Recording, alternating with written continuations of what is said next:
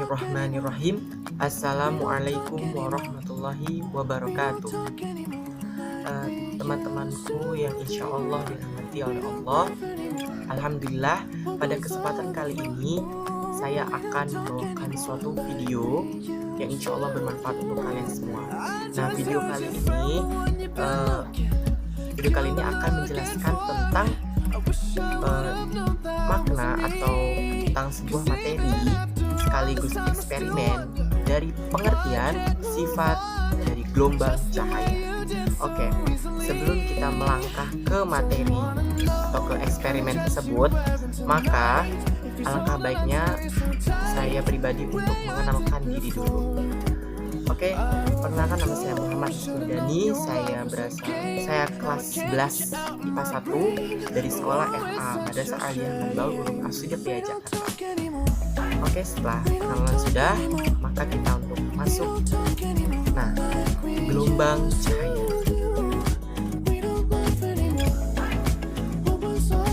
Sebelum kita masuk ke gelombang cahaya, maka kita akan mereview dulu pelajaran-pelajaran yang kemarin sudah kita pelajari, yaitu gelombang bunyi dan gelombang. Nah, apa sih gelombang itu? Gelombang adalah suatu getaran yang merambat dan rambatannya itu adalah membawa energi. Gelombang itu terbagi menjadi dua. Ada gelombang berdasarkan medium perantaranya dan ada yang berdasarkan arah getarnya. Nah, untuk yang berdasarkan medium perantaranya, gelombang terbagi menjadi dua, yaitu gelombang mekanik atau gelombang yang disertai medium perantaranya dan gelombang elektromagnetik atau gelombang yang tidak disertai medium perantaranya. Contohnya apa sih? Contohnya gelombang mekanik itu contohnya adalah ombak, suara, dan lain-lain. Sedangkan untuk gelombang elektromagnetik contohnya adalah sinyal dan cahaya yang nanti akan kita bahas. Nah, untuk arah rambatannya, nah kita sekarang berpindah dari yang berdasarkan medium perantaranya menuju ke berdasarkan arah getarnya. Nah, arah getarnya terbagi juga menjadi dua, yaitu ada gelombang transversal atau gelombang yang arah rambatannya itu tegak lurus. Contohnya adalah cahaya. Nah, kita akan pelajari ini ya.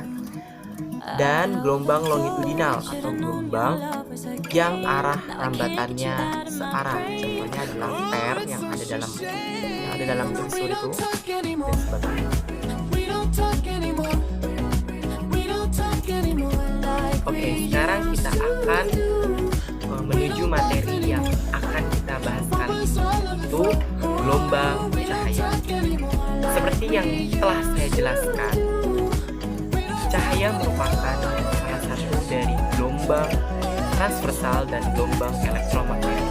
Nah, cahaya dapat merambat di dalam ruang hampa dengan kecepatan 3 kali 10⁸ meter per second. Nah, cahaya ini juga memiliki sifat-sifatnya yang nanti akan kita jelaskan pada eksperimen yang nanti akan kita lakukan. Oke? Ingin tahu eksperimennya apa?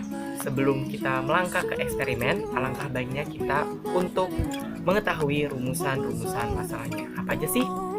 Check it out.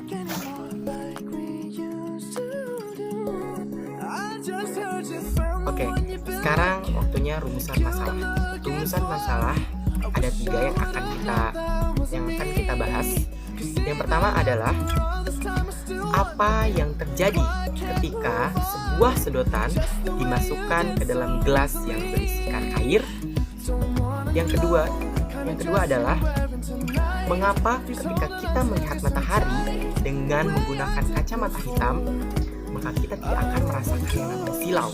Yang ketiga adalah apa pengertian dari interferensi dan difraksi berdasarkan dengan eksperimen yang menggunakan sabun dan kaset. Ingin tahu jawabannya apa?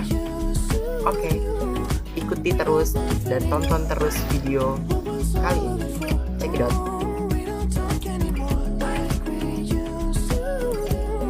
Untuk bahan-bahannya adalah yang pertama ada sabun yang telah dicampurkan air.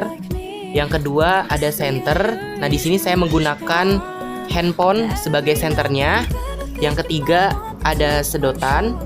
Yang keempat gelas yang sudah diisikan air, kira-kira setengah dari volume gelas tersebut. Nah, yang kelima ada kaset, kemudian kacamata hitam, dan yang terakhir ada serbet untuk mengelap. Nah, kita akan melakukan eksperimennya di dua tempat, yaitu di indoor atau dalam ruangan dan outdoor dalam luar ruangan. Ikuti terus yuk videonya.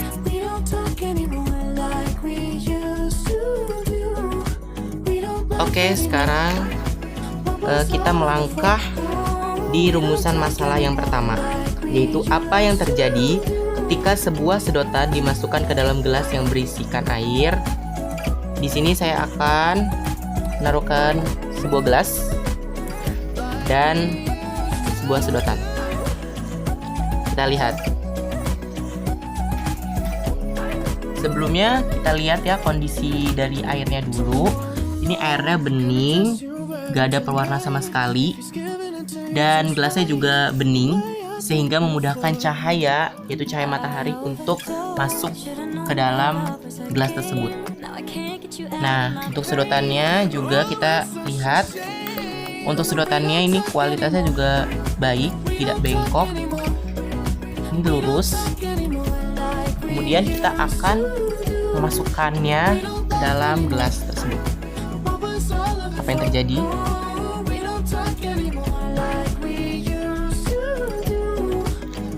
Kita bisa lihat di sini bahwa yang tadinya sedotan itu kualitasnya baik, lurus, tegak, tapi setelah dimasukkan ke dalam air itu seperti ada bayangan yang seakan-akan sedotan ini bengkok atau patah.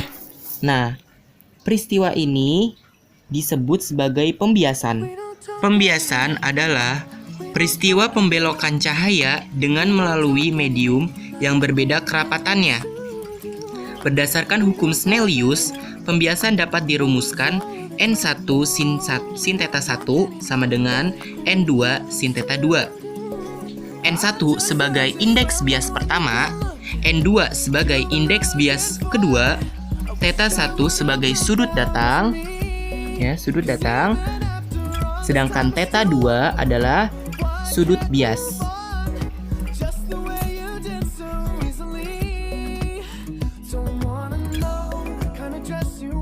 Sekarang kita menuju ke rumusan masalah yang kedua. Mengapa ketika kita melihat matahari atau sumber cahaya dengan menggunakan kacamata hitam, maka kita tidak akan merasakan silau? Nah, sekarang kita akan menyiapkan bahan-bahannya. Ini sudah ada kacamata hitam. Dan saya akan menyalakan senternya di HP. Nah, ini. Nah, sebelumnya kita cek dulu ya kualitas dari bahan-bahan tersebut. Nah, di sini ada senter. Nah, senter ini kita lihat cahayanya. Cahaya yang nanti akan ditembus oleh kacamata hitam itu sangatlah silau ya. Nah, kemudian untuk kacamata hitamnya sendiri ini benar-benar hitam. Ini bukan biru atau apa, ini gelap. Nah ya, selanjutnya kita akan buka kacamatanya.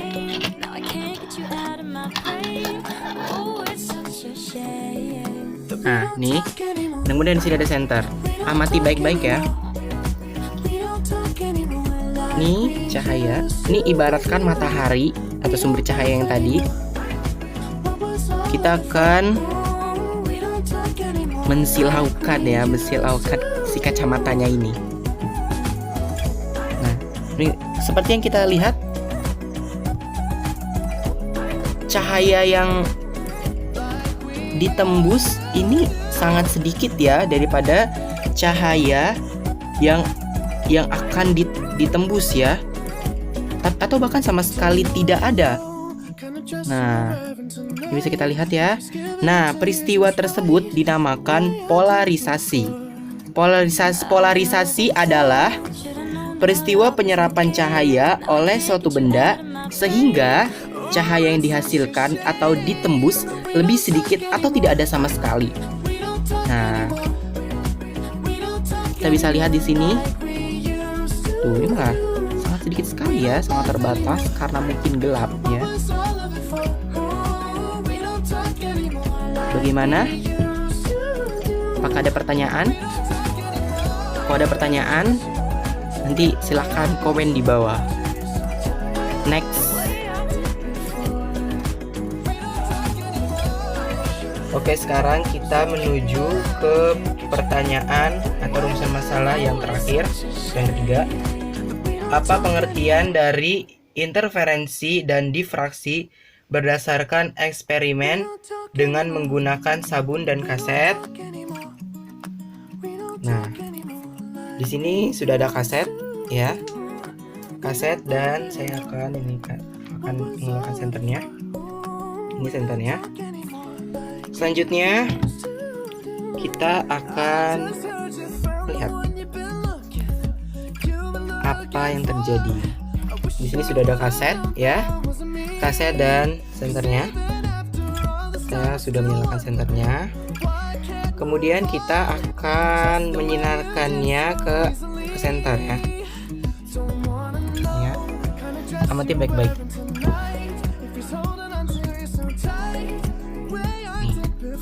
Ya. Dan kita lihat bayangannya ya. Nah, tampak cahaya ini mengalami pelenturan ya, atau pembelokan arah cahaya ya. Ya, kita bisa lihat di sini. Tampak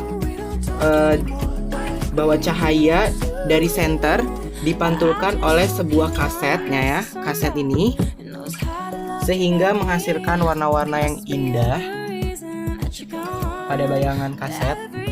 Namun dia tidak tidak sejajar ya, tidak searah gitu.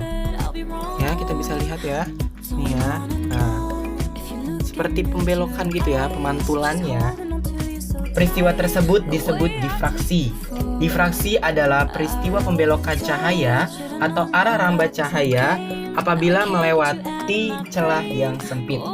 Difraksi cahaya dapat terjadi pada celah tunggal dan kisi. Selanjutnya kita akan menguji interferensi. Interferensi pada kaset nih ya. Nah, sekarang kita akan menguji interferensi menggunakan kaset juga dan senter juga ya. Sekarang kita lihat sini ada warna-warna indah ya. Dan ini kaset. Kita bisa lihat di sini ya. Jika senternya diputar, maka pelangi-pelangi itu akan mengikuti sumber cahaya, akan terus mengikuti. Cahaya dari senter membentuk warna-warna di kaset karena cahaya tersebut menembus celah yang sempit. Nah, peristiwa tersebut dinamakan interferensi. Interferensi adalah peristiwa perpaduan dua cahaya atau gelombang cahaya yang koheren atau memiliki amplitudo dengan frekuensi yang sama dan pada fasenya tetap. Nah, pola hasil interferensi ini dapat ditangkap pada layar, yaitu ada yang nama pola terang atau hasil interferensi maksimum, atau juga disebut pola konstruktif atau saling memperkuat. Sedangkan pola gelap yaitu hasil interferensi minimum atau bisa juga disebut destruktif atau saling memperlemah. Kemudian kita akan menguji interferensi pada sabun. Penasaran? Terus ikuti video sampai habis ya. Check it out. Next. Oke, sekarang kita akan menguji interferensi dari sabun. Di sini sudah ada sabun ya. Saya akan ngaduk sabunnya ya. Ya, sekarang saya akan mengaduk-ngaduknya. sehingga terbentuk gelembung ya. Sampai bentuk sebuah gelembung. Aduh, tumpah.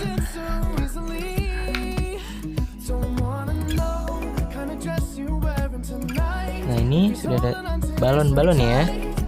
Nah, tampak kita bisa lihat di sini cahaya pelangi ya, seperti pelangi gitu. Nah, itu bisa di sini. Oh, indah sekali ya. Dan cahaya itu saling mengaduk ya. Lihat. Nah, cahaya yang berasal dari sinar matahari ya, menembus gelembung sabun dengan melalui celah yang sempit dan atau tipis ya, sehingga membentuk warna-warna yang saling mengaduk ya. Seperti yang telah saya jelaskan, bahwa ini disebut sebagai interferensi ya. Interferensi adalah peristiwa penggabungan cahaya, penggabungan dua cahaya yang bersifat koheren atau frekuensi dan amplitudenya sama. Dan frekuensi ini juga ada dua, ada pola konstruktif dan destruktif. Pola konstruktif itu saling memperkuat atau pola terang, sedangkan destruktif adalah saling memperlemah atau pola gelap ya. Mungkin di sini saya akan mengelap. Oke, next.